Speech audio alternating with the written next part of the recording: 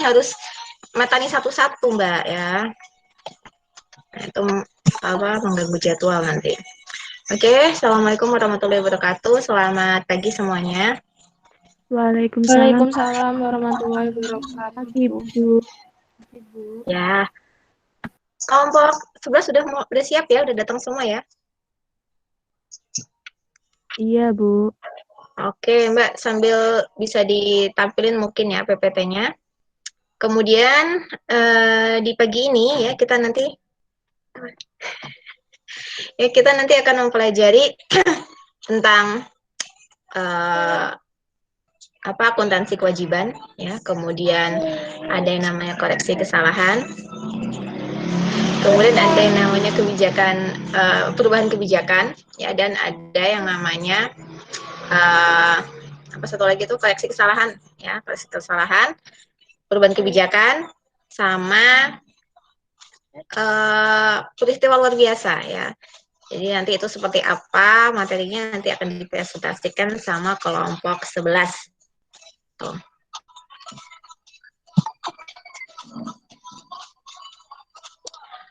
Oke, gimana Mbak?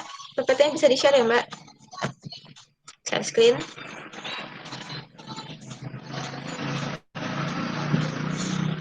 Oke.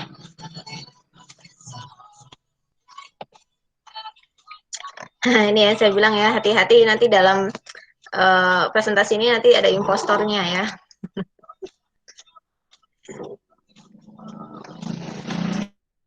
Oke, karena kelompok 11 sudah siap, maka presentasi dimulai. Silakan. Iya, sayang lucu ya. Silakan pada kelompok 11 bisa memulai presentasinya. Terima kasih, Ibu Afifah. Mempresentasikan sebelumnya. Assalamualaikum warahmatullahi wabarakatuh. Selamat pagi semua. Kami dari kelompok 11 Waalaikumsalam warahmatullahi wabarakatuh. Kami dari kelompok 11 akan mempresentasikan bab 11 tentang akuntansi kewajiban dan koreksi kesalahan perubahan kebijakan akuntansi dan peristiwa luar biasa. Sebelumnya, perkenalkan nama saya Widya Puja Putri Diani dan 3 teman saya, Mariska Amalia Isyarofah, Agnes Dewi Anjani, dan Fahmi Utami Ningsih. Presentasi pertama akan dibawakan oleh Mariska Amalia.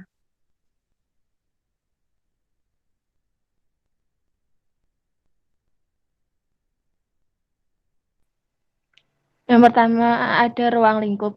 Pernyataan Standar Akuntansi Pemerintah Nomor 9 atau PSAP 9 adalah pernyataan Standar Akuntansi Pemerintah PSAP tentang kewajiban. Pernyataan standar ini ditetapkan untuk seluruh unit pemerintah yang menyajikan laporan keuangan untuk tujuan umum dan mengatur tentang perlakuan akuntansinya, termasuk pengakuan, pengukuran, penyajian, dan pengungkapan yang diperlukan. Pernyataan Standar Akuntansi Pemerintah Nomor 10 atau PSAP 10 adalah pernyataan Standar Akuntansi Pemerintah tentang koreksi kesalahan, perubahan kebijakan akuntansi, dan peristiwa luar biasa. Dalam menyusun dan menyajikan laporan keuangan, suatu entitas harus menerapkan pernyataan standar ini untuk melaporkan pengaruh kesalahan, perubahan kebijakan akuntansi, dan peristiwa luar biasa. Pernyataan standar ini berlaku untuk entitas pelaporan dalam menyusun laporan keuangan yang mencakup laporan keuangan semua entitas akuntansi termasuk badan layanan umum dan umum yang berada pada pusat atau daerah. Definisi. Yang pertama ada kewajiban adalah utang yang timbul dari peristiwa masa lalu yang penyelesaiannya mengakibatkan aliran keluar sumber daya ekonomi pemerintah. Yang kedua ada koreksi, adalah tindakan pembentukan akuntansi agar pos-pos yang tersaji dalam laporan keuangan entitas menjadi sesuai dengan yang seharusnya. Yang ketiga ada kesalahan, adalah penyajian pos-pos yang sesuai signifikan tidak sesuai dengan yang seharusnya yang mempengaruhi laporan keuangan periode berjalan atau periode sebelumnya.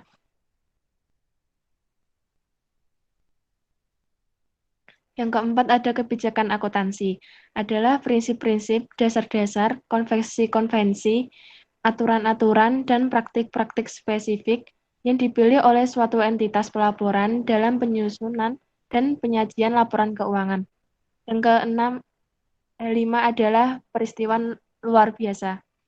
Adalah kejadian atau transaksi yang secara jelas berbeda dari aktivitas normal entitas dan karenanya tidak diharapkan terjadi dan berada di luar kendali atau pengaruh entitas sehingga memiliki dampak yang signifikan terhadap realisasi, anggaran, atau posisi aset atau kewajiban.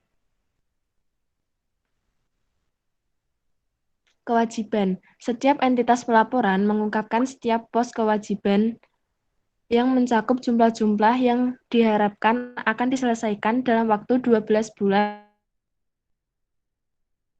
dan lebih dari 12 bulan.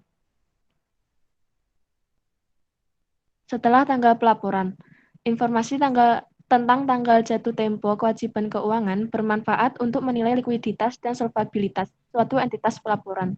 Informasi tentang tanggal penyelesaian kewajiban seperti utang ke pihak ketiga dan utang bunga juga bermanfaat untuk mengetahui kewajiban diklarifikasi sebagai kewajiban jangka pendek atau jangka panjang. Macam-macam kewajiban. Kewajiban dibagi menjadi dua, yaitu kewajiban jangka pendek dan kewajiban jangka panjang. Kewajiban jangka pendek merupakan kewajiban yang diharapkan dibayar dalam waktu 12 bulan setelah tanggal pelaporan. Sedangkan kewajiban jangka panjang merupakan kewajiban yang jatuh tempo lebih dari 12 bulan. Suatu entitas pelaporan tetap mengklarifikasikan kewajiban jangka panjangnya, meskipun kewajiban tersebut jatuh tempo dan akan diselesaikan dalam waktu 12 bulan setelah tanggal pelaporan jika a. Jangka waktu aslinya adalah untuk periode lebih dari 12 bulan. B. Entitas bermaksud untuk mendanai kembali atau refinance kewajiban tersebut atas dasar jangka panjang. C. Maksud tersebut didukung dengan adanya suatu perjanjian pendanaan kembali atau refinancing, atau adanya penjadwalan kembali terhadap pembayaran yang diselesaikan sebelum laporan keuangan disetujui.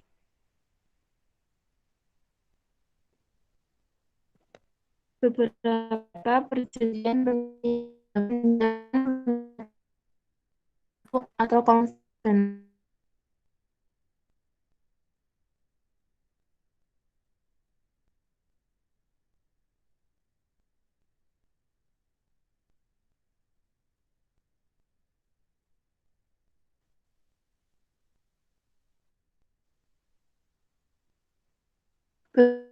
perjanjian pinjaman menetapkan persyaratan tertentu atau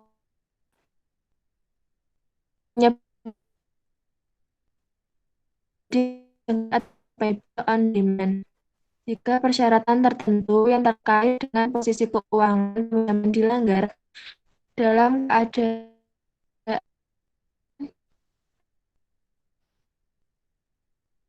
jangka panjang hanya jika pemberi pinjaman telah menyetujui untuk tidak meminta pelunasan sebagai konsekuensi adanya pelanggaran. Terdapat jaminan bahwa tidak akan terjadi pelanggaran berikutnya dalam waktu 12 bulan setelah tanggal pelaporan.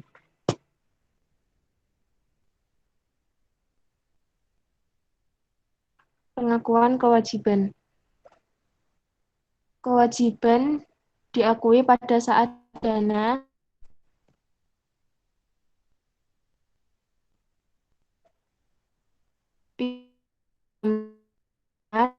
saat dari transaksi current atau exchange transaction. B. Transaksi tanpa pertukaran atau exchange transaction. Sesuai hukum yang berlaku dan kebijakan yang diterapkan belum lunas dibayar sampai dengan saat tanggal pelaporan. C.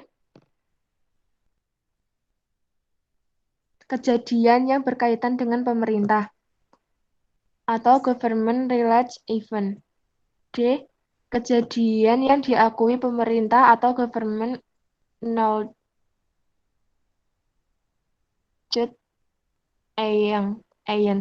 events.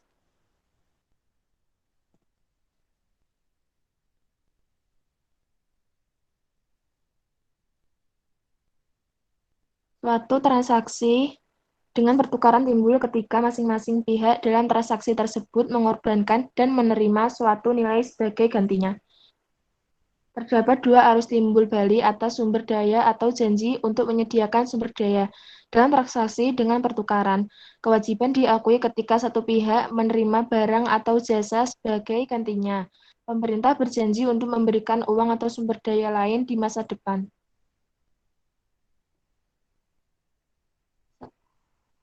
Presentasi selanjutnya akan dibacakan oleh Widya Puja. Iya. Pengukuran kewajiban. Kewajiban dicatat sebesar nilai nominal. Kewajiban dalam mata uang asing dijabarkan dan dinyatakan dalam uang rupiah. Penjabaran mata uang asing menggunakan kurs tengah Bank Sentral pada tanggal neraca.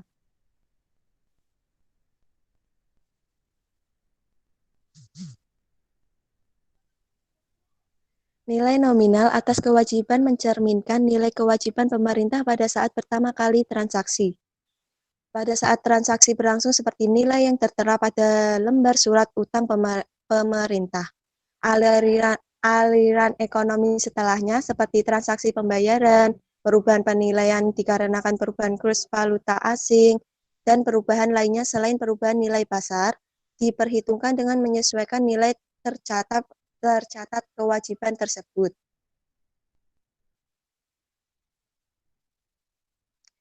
Koreksi kesalahan. Kesalahan dalam penyusunan laporan keuangan pada satu atau beberapa periode sebelumnya mungkin baru ditemukan pada periode berjalan. Kesalahan mungkin timbul karena keterlambatan penyampaian bukti transaksi oleh pengguna anggaran, kesalahan perhitungan aritmatik, kesalahan penerapan standar dan kebijakan akuntansi, kesalahan interpretasi fakta, kecurangan atau kelalaian. Dalam situasi tertentu, suatu kesalahan mempunyai pengaruh signifikan bagi satu atau lebih laporan keuangan periode sebelumnya sehingga laporan keuangan tersebut tidak dapat diandalkan lagi. Dalam pengoreksi suatu kesalahan akuntansi, jumlah koreksi yang berhubungan dengan periode sebelumnya harus dilaporkan dengan penyesuaian baik saldo anggaran mau anggaran lebih ataupun saldo ekuitas. Koreksi yang berpengaruh material pada periode berikutnya harus diungkapkan pada catatan atas laporan keuangan. Jenis kesalahan. Kesalahan ditinjau dari jenis sifat kejadian dikelompokkan dalam dua jenis. Yang pertama ada kesalahan tidak berulang, yang kedua ada kesalahan berulang dalam sistemik. Yang pertama, kesalahan tidak berulang. Kesalahan tidak berulang adalah kesalahan yang diharapkan tidak akan terjadi kembali. Dikelompokkan dalam dua jenis. Yang pertama ada kesalahan tidak berulang yang terjadi pada periode berjalan. Koreksi kesalahan yang tidak berulang yang terjadi pada periode berjalan, baik yang mempengaruhi posisi kas maupun yang tidak, dilakukan dengan pembetulan pada akun yang bersangkutan dalam periode berjalan, baik pada akun pendapatan LRA atau akun belanja, maupun akun pendapatan LO atau akun beban.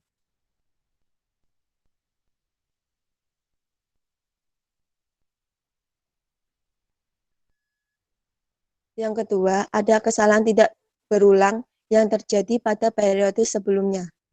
Koreksi kesalahan yang tidak berulang yang terjadi pada periode sebelumnya harus mempengaruhi posisi kas.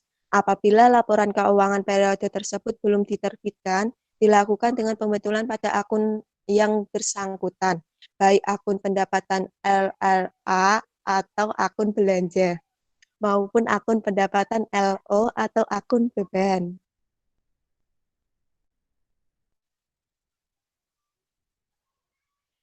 Kesalahan yang kedua, kesalahan berulang dan sistemik. Kesalahan berulang dan sistemik adalah kesalahan yang disebabkan sifat alamiah, normal dari jenis-jenis transaksi tertentu yang diperkirakan akan terjadi secara berulang.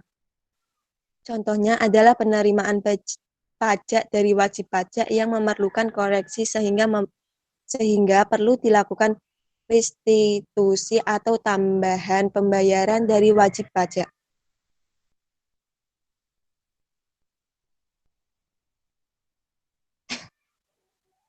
Nih. Hah?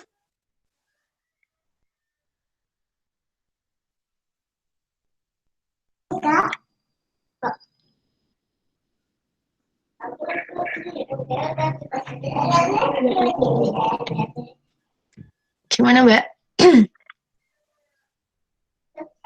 Yang peristiwa luar biasanya kayak belum ya? Iya, Ibu. Ini nih.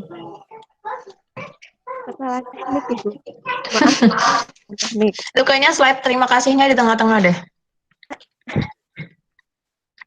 Slide Apa 24. kepencet N?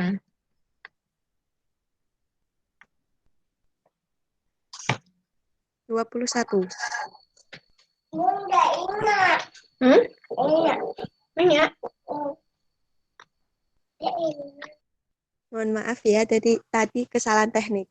Lanjut, jenis koreksi kesalahan.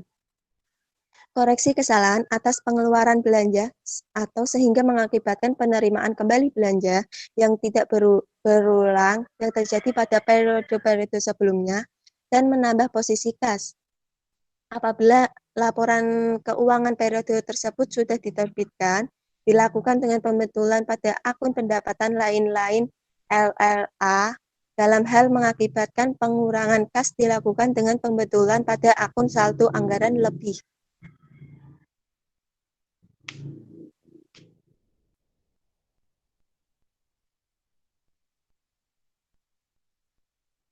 Yang kedua, koreksi kesalahan atas perolehan aset selain kas yang tidak berulang yang terjadi pada periode-periode sebelumnya dan menambah maupun mengurangi posisi kas. Apabila laporan keuangan periode tersebut sudah diterbitkan, dilakukan dengan pembetulan pada akun kas dan akun aset bersangkutan. Selanjutnya, akan dilanjutkan oleh Agnes Dewi Anjani. Selanjutnya ada koreksi kesalahan atas beban yang tidak terulang, sehingga mengakibatkan pengurangan beban yang terjadi pada periode-periode sebelumnya dan mempengaruhi posisi kas dan tidak mempengaruhi secara material posisi aset selain kas. Apabila laporan keuangan periode tersebut sudah diterbitkan, dilakukan dengan pembetulan pada akun pendapatan lain-lain laporan operasional. Dalam hal mengakibatkan penambahan beban dilakukan dengan pembetulan pada akun ekuitas.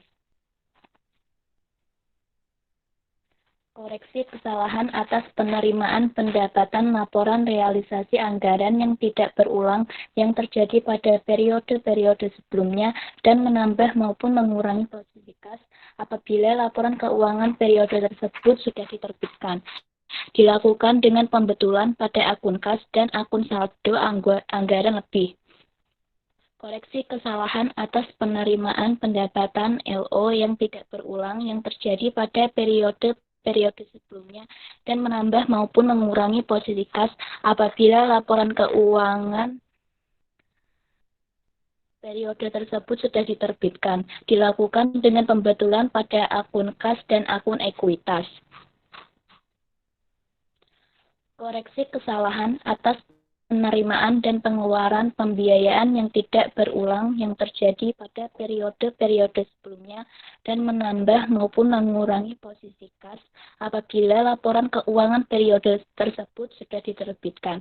Dilakukan dengan pembetulan pada akun kas dan akun saldo anggaran lebih. Koreksi kesalahan yang tidak berulang pada pencatatan kewajiban yang terjadi pada periode-periode sebelumnya dan menambah maupun mengurangi posisi kas apabila laporan keuangan periode tersebut sudah diterbitkan dilakukan dengan pembetulan pada akun kas dan akun kewajiban bersangkutan. Contoh koreksi kesalahan. Contoh koreksi kesalahan belanja. Yang menambah saldo kas yaitu pengembalian belanja pegawai tahunan lalu karena salah perhitungan jumlah gaji dikoreksi dengan menambah saldo kas dan pendapatan lain-lain LRA. Yang menambah saldo kas terkait belanja modal yang menghasilkan aset yaitu belanja modal yang di markup dan setelah dilakukan pemeriksaan kelebihan belanja tersebut harus dikembalikan, dikoreksi dengan menambah saldo kas dan menambah akun pendapatan lain-lain LRA.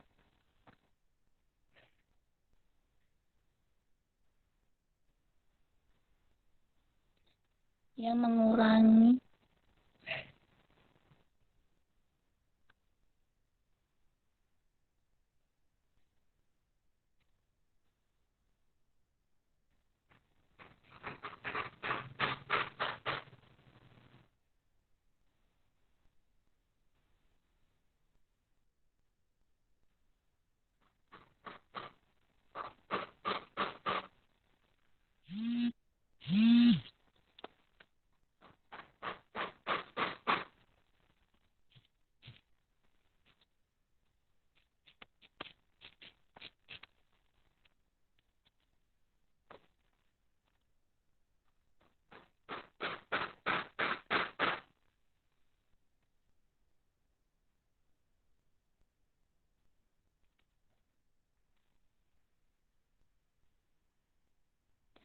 yang mengurangi saldo kas yaitu terdapat transaksi belanja pegawai tahun lalu yang belum dilaporkan, dikoreksi dengan mengurangi akun saldo anggaran lebih dan mengurangi saldo kas. Yang mengurangi saldo kas terkait belanja modal yang menghasilkan aset yaitu belanja modal tahun lalu yang belum dicatat, dikoreksi dengan mengurangi akun saldo anggaran lebih dan mengurangi saldo kas. Koreksi kesalahan untuk perolehan aset selain kas. Yang menambah saldo kas terkait perolehan aset selain kas yaitu pengadaan aset tetap yang di markup dan setelah dilakukan pemeriksaan kelebihan nilai aset tersebut harus dikembalikan, dikoreksi dengan menambah saldo kas dan mengurangi akun terkait dalam pos aset tetap. Yang mengurangi saldo kas terkait perolehan aset selain kas yaitu pengadaan aset tetap tahun lalu belum dilaporkan, dikoreksi dengan menambah akun terkait dalam pos aset tetap dan mengurangi saldo kas. Koreksi kesalahan beban. Yang menambah saldo kas yaitu pengembalian beban pegawai tahun lalu karena salah perhitungan jumlah gaji, dikoreksi dengan menambah saldo kas dan menambah pendapatan lain-lain LO. Yang mengurangi saldo kas yaitu terdapat transaksi beban pegawai tahun lalu yang belum dilaporkan, dikoreksi dengan mengurangi akun beban lain-lain LO dan mengurangi saldo kas. Selanjutnya akan dilanjutkan oleh Fahmi.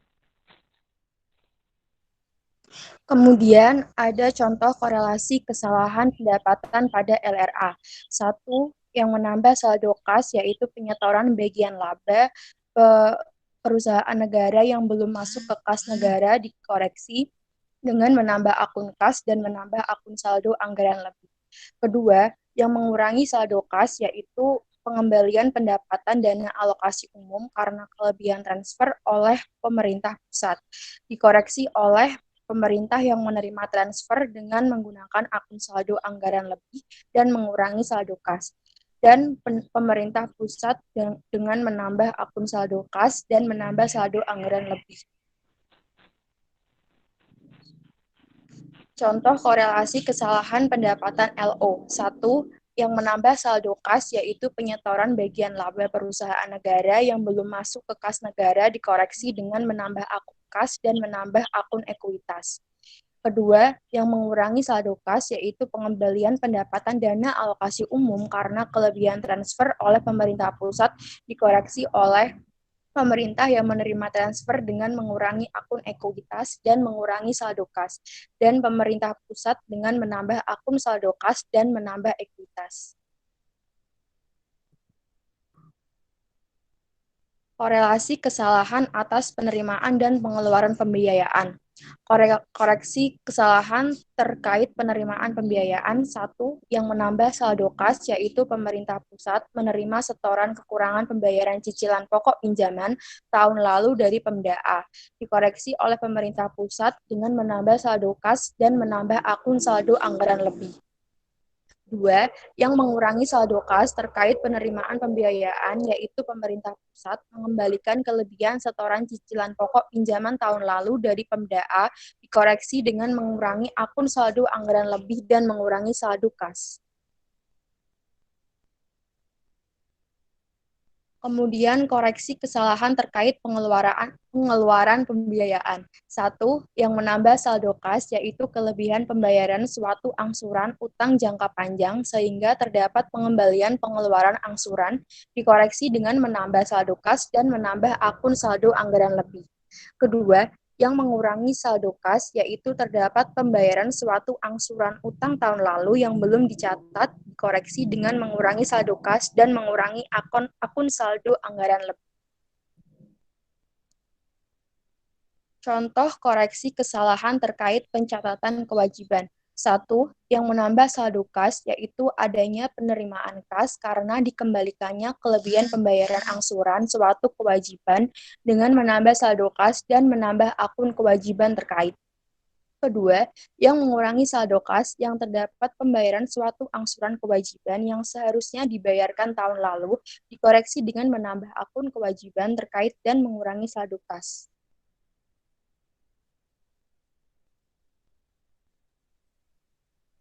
Perubahan kebijakan akuntansi.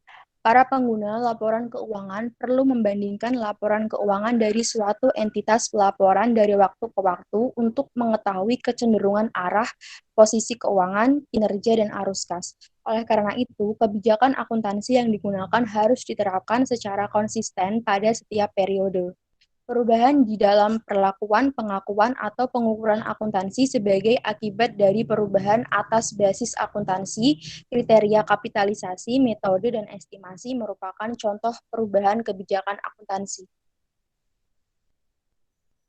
Suatu perubahan kebijakan akuntansi harus dilakukan hanya apabila penerapan suatu kebijakan akuntansi yang berbeda diwajibkan oleh peraturan perundangan atau standar akuntansi pemerintahan yang berlaku, atau apabila diperkirakan bahwa perubahan tersebut akan menghasilkan informasi mengenai posisi keuangan, kinerja keuangan, atau arus kas yang lebih relevan dan lebih andal dalam penyajian laporan keuangan entitas. Perubahan kebijakan akuntansi tidak mencakup hal-hal sebagai berikut. 1. Adopsi suatu kebijakan akuntansi pada peristiwa atau kejadian yang secara substansi berbeda dari peristiwa atau kejadian sebelumnya. Dan yang kedua, adopsi suatu kebijakan akuntansi baru untuk kejadian atau transaksi yang sebelumnya tidak ada atau yang tidak material. Timbulnya suatu kebijakan untuk merevaluasi aset merupakan suatu perubahan kebijakan akuntansi. Namun demikian, perubahan tersebut harus sesuai dengan standar akuntansi terkait yang telah menerapkan persyaratan-persyaratan sehubungan dengan revaluasi. Perubahan kebijakan akuntansi harus disajikan pada laporan perubahan ekuitas dan diungkapkan dalam catatan atas laporan keuangan.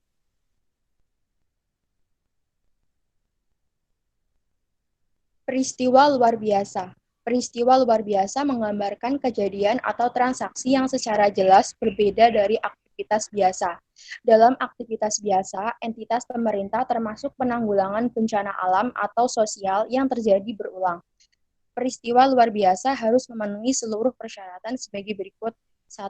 Tidak merupakan kegiatan normal dari entitas. 2. Tidak diharapkan terjadi dan tidak diharapkan terjadi berulang. Ketiga, berada di luar kendali atau pengaruh entitas. Yang keempat, memiliki dampak yang signifikan terhadap realisasi anggaran atau posisi aset atau kewajiban. Hakikatnya, jumlah dan pengaruh yang diakibatkan oleh peristiwa luar biasa harus diungkapkan secara terpisah dalam catatan atas laporan keuangan. Sekian dari kelompok 11, kurang lebihnya mohon maaf. Wassalamualaikum warahmatullahi wabarakatuh.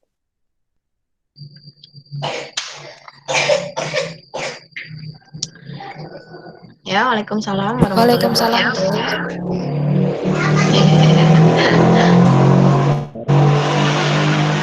Tadi ya masih banyak. Oke ya, terima kasih pada kelompok 11 atas presentasinya. Seperti yang sudah tadi disampaikan ya, jadi di sini mungkin saya hanya akan sedikit kasih review, lalu kita bisa sama-sama pindah ke e-learning untuk sesi diskusi, gitu ya.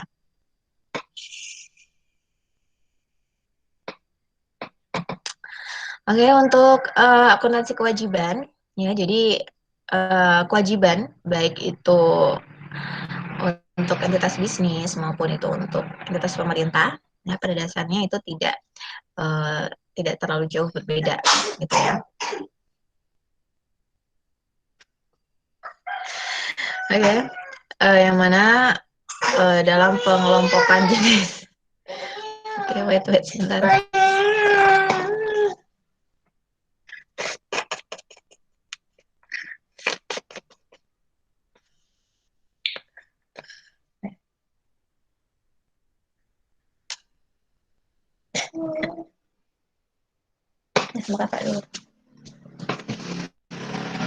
Ya, jadi baik kewajiban, ya pengakuan kewajiban baik entitas bisnis maupun entitas pemerintah gitu. Kewajiban itu jenisnya ada dua ya pengelompokannya. Ada yang kewajiban jangka pendek dan ada yang disebut dengan kewajiban jangka panjang. Untuk kewajiban jangka pendek itu diharapkan pemerintah itu bisa melunasi dalam waktu 12 bulan ke depan atau kurang dari 12 bulan ya. Jadi terhitung sejak tanggal neraca gitu ya. Kemudian kalau yang kewajiban jangka panjang berarti jatuh temponya atau prediksi gitu ya, estimasi pemerintah itu bisa melunasi ya atau membayar kewajiban tersebut itu lebih dari 12 bulan sejak tanggal neraca. Oke, kemudian kalau kewajiban-kewajiban di pemerintah itu timbul ya karena suatu transaksi gampangnya adalah utang gitu ya. Jadi pemerintah itu misalnya berhutang kepada lembaga keuangan gitu ya. Nanti dia timbul kewajiban dan bisa dilihat utangnya itu jangka waktunya berapa lama gitu ya. Kalau dia kurang dari 12 bulan ya maka dia masuk ke kewajiban jangka pendek. Kemudian kalau dia utangnya lebih dari 12 bulan pelunasannya ya berarti kewajiban jangka panjang. Nah, kemudian selain kewajiban, ya kewajiban itu pencatatannya di di laporan keuangan itu disesuaikan dengan nilai nominalnya, ya. Jadi sesuai dengan nilai nominalnya. Kemudian kalau misalnya pemerintah punya kewajiban itu dalam kurs atau dalam mata uang asing gitu ya, kan mau nggak mau harus dikonversi ke satuan mata uang rupiah karena pelaporan keuangan kita itu salah satu syaratnya adalah mata uangnya dinyatakan dengan satuan rupiah. Jadi untuk kewajiban-kewajiban dengan menggunakan kurs mata uang asing, maka di tanggal neraca perlu dilakukan konversi ya dengan menggunakan nilai tengah dari bank sentral gitu ya. Dengan nilai tukar nilai kurs dari nilai tengah bank sentral. Nah, lalu terkait dengan setelah kewajiban, jadi saya rasa kewajiban cukup mudah dipahami ya, karena ya hampir sama dengan entitas bisnis pada umumnya gitu. Kemudian untuk yang perubahan kebijakan, ya jadi pemerintah juga mengakui adanya perubahan kebijakan dan jika terjadi atau jika perubahan kebijakan itu sudah dilaksanakan, maka pemerintah wajib melaporkan adanya perubahan kebijakan itu di catatan atas laporan keuangan. Kemudian tidak semua perubahan kebijakan itu dilakukan koreksinya gitu ya, dilakukan penyesuaiannya gitu ya. Atau tidak semua perubahan itu bisa digolongkan sebagai perubahan kebijakan. Hanya perubahan kebijakan itu bisa dikatakan ya atau bisa dianggap sebagai perubahan kebijakan jika dia misalnya berubah standarnya, kemudian berubah metodenya, berubah sistemnya, berubah pengakuannya seperti itu. Seperti contohnya ya pada tahun 2004 ya kan kita menggunakan pemerintah saat itu menggunakan PP nomor 23 tahun 2004 ya kan, yang mana saat itu pemerintah masih menggunakan sistem basisnya kas ya, cash basis. Nah, kemudian di tahun 2010 muncul PP 71 tahun 2010 yang menyatakan bahwa terjadi perubahan sistem. Sana dulu. Nggak apa-apa. Apa namanya? Apa mana lagi? PP 71 tahun 2010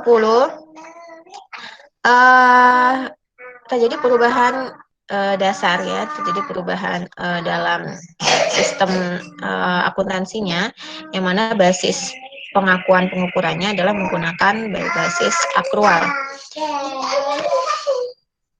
Nah, sehingga hal ini akan berakibat terjadinya banyak sekali perubahan di dalam format laporan keuangan yang asalnya semua sudah disusun selama bertahun-tahun menggunakan basis kas, tiba-tiba di tahun 2010, kemudian paling lambat tahun 2014, itu semua sudah harus berubah berbasis akrual. Nah, karena ada perubahan format begitu ya, kemudian perubahan cara pengakuan, maka ini nanti akan menimbulkan ada perbedaan data antara perbedaan cara membaca juga bagi si pengguna laporan keuangan antara data saat menggunakan basis akrual dengan saat menggunakan basis kas. Nah, di situ perlu ada catatan khusus ya, mengapa perubahan itu dilakukan, mengapa perubahan kebijakan itu digunakan. Salah satunya adalah alasan ya perubahan kebijakan itu boleh digunakan atau boleh dilakukan itu adalah jika dengan perubahan kebijakan itu, jika dengan perubahan metode atau basis atau sistem atau dasar, itu bisa menghasilkan laporan keuangan yang lebih relevan, lebih andal, lebih valid gitu ya. Kalau misalnya dengan entitas ya melakukan perubahan kebijakan, tetapi hasilnya itu malah laporan keuangan menjadi tidak andal, tidak relevan, tidak valid, ya maka perubahan kebijakan itu tidak boleh dilakukan, gitu ya. Jadi salah satu syarat dasar agar perubahan kebijakan itu bisa diterapkan, bisa dilakukan, itu adalah ada keyakinan dan memang sudah terbukti gitu, jika dengan menerapkan perubahan kebijakan yang baru itu bisa menghasilkan laporan keuangan yang lebih relevan, lebih valid, dan lebih andal.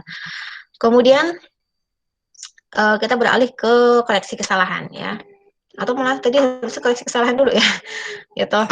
Ya, untuk koreksi kesalahan, jadi dibagi menjadi dua, ya. Ada dua jenis atau dua golongan untuk koreksi kesalahan, yaitu kesalahan yang tidak berulang dan diharapkan juga tidak terjadi lagi, gitu kan. Kemudian yang kedua adalah koreksi kesalahan yang berulang dan sifatnya adalah sistemik. Ya. Untuk yang pertama dulu, untuk koreksi kesalahan tidak berulang, itu juga dibagi lagi menjadi dua golongan atau dua jenis. Ya, yang pertama koreksi kesalahan tidak berulang yang terjadi di periode berjalan, yang berarti periode saat ini. Ini tahun 2020 belum selesai ya kan, kita masih di bulan November. Ketika terjadi suatu kesalahan dan itu bisa dilakukan koreksi gitu ya oleh pemerintah, maka koreksi kesalahannya terjadi di periode berjalan karena masih belum selesai. Sementara untuk koreksi kesalahan yang kedua itu adalah koreksi kesalahan yang terjadi di periode lalu atau di periode sebelumnya. Yang berarti pemerintah melakukan koreksi kesalahan atas laporan keuangan tahun lalu atau tahun sebelumnya. Lalu untuk koreksi kesalahan yang tidak berulang, itu adalah sifatnya suatu kesalahan yang memang tidak diharapkan akan terjadi, tidak diprediksikan akan terjadi, dan harapannya adalah di masa-masa yang akan datang, di periode-periode berikutnya, itu tidak akan terjadi lagi kesalahan-kesalahan yang serupa. Sementara untuk koreksi kesalahan yang berulang dan sistemik, ini adalah koreksi atas kesalahan-kesalahan yang memang akan selalu muncul, ya, memang akan selalu muncul karena adanya suatu transaksi atau aktivitas di dalam entitas pemerintah itu, ya, aktivitas normal, transaksi normal itu memang dampaknya adalah bisa menghasilkan suatu kesalahan. Ya, makanya dia disebut koreksi kesalahan yang berulang dan sistemik. Kenapa sistemik? Karena dia akan rentetan, ya, dia akan rentetan sampai ke tahun-tahun berikutnya. Jadi periode-periode berikutnya juga sudah diprediksi pasti akan terjadi kesalahan yang sama. Hanya saja kesalahan ini bukanlah suatu bukan suatu kesengajaan gitu ya. Jadi ya kalau tadi dicontohkan kan ada misalnya penerimaan pajak ya, penerimaan pajak sudah dilaporkan tahun 2019 nih kan ya. Kemudian ternyata ada WP yang melakukan koreksi atau pembetulan SPT. Yang mana pembetulan SPT itu nanti kan dia ada dua konsekuensi ya. Biasanya kalau nggak statusnya kurang bayar, ya statusnya lebih bayar. Ketika statusnya si WP itu kurang bayar, maka WP akan membayar lagi pajak. Berarti kan akan menambah kas ya, menambah pemasukan atau pendapatan pajak negara. Nah, pendapatan pajak negara ini kan harusnya di tahun yang dikoreksi oleh si WP. Jadi mau nggak mau pemerintah juga harus mengoreksi jumlah pendapatan pada periode sebelumnya gitu. Sementara kalau koreksi kesalahan yang terjadi di akibat yang kedua, terjadi status lebih bayar. Kalau lebih bayar berarti si WP bisa meminta pengembalian atau restitusi. Yang berarti kalau misalnya si WP itu minta restitusi, negara harus mengeluarkan kas ya, karena akan mengembalikan pajak yang sudah dibayarkan oleh WP. Nah, kalau mengeluarkan kas berarti kan kasnya berkurang ya kan. Kalau kas berkurang maka pemerintah harus melakukan koreksi atas kesalahan tersebut gitu ya. Jadi untuk transaksi-transaksi ini, untuk aktivitas-aktivitas seperti ini memang di masa-masa yang akan datang itu akan selalu terjadi koreksi ya, karena adanya suatu kesalahan seperti tadi.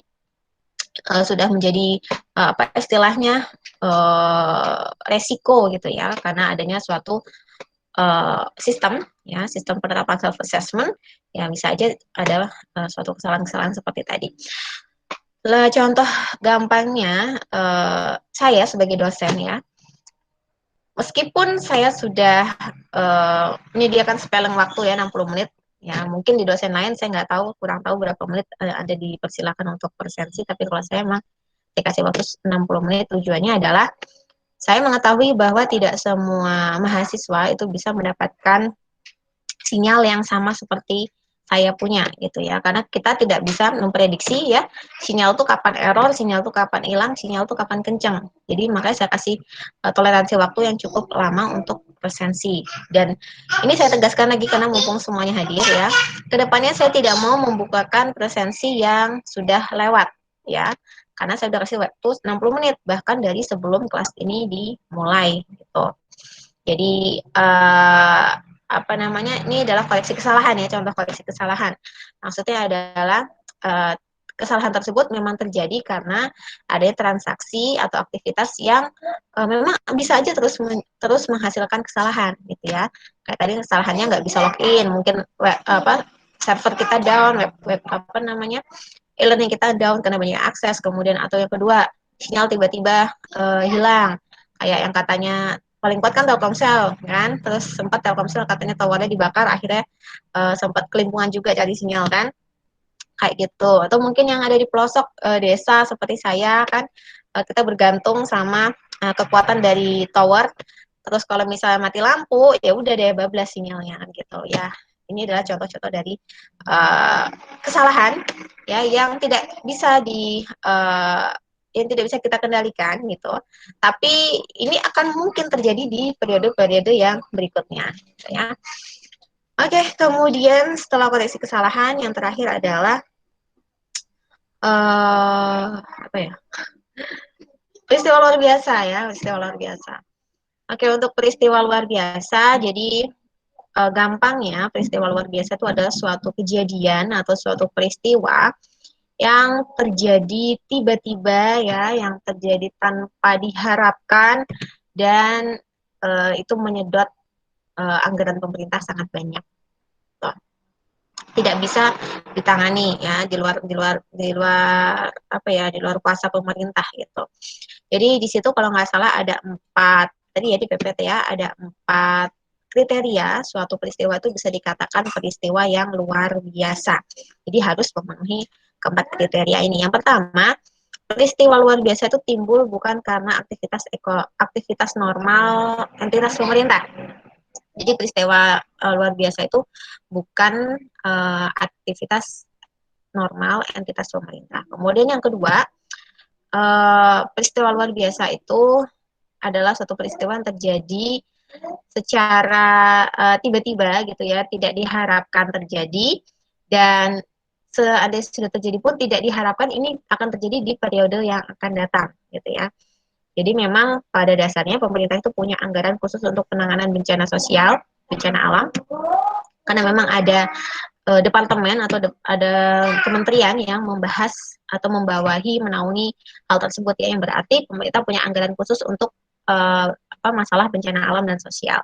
Nah, untuk peristiwa luar biasa ini adalah di luar dari anggaran bencana alam sosial tadi ya, karena untuk bencana alam misalnya banjir itu kan ya udah umum ya, Indonesia tuh banjir, di mana-mana banjir kayak gitu kan ya.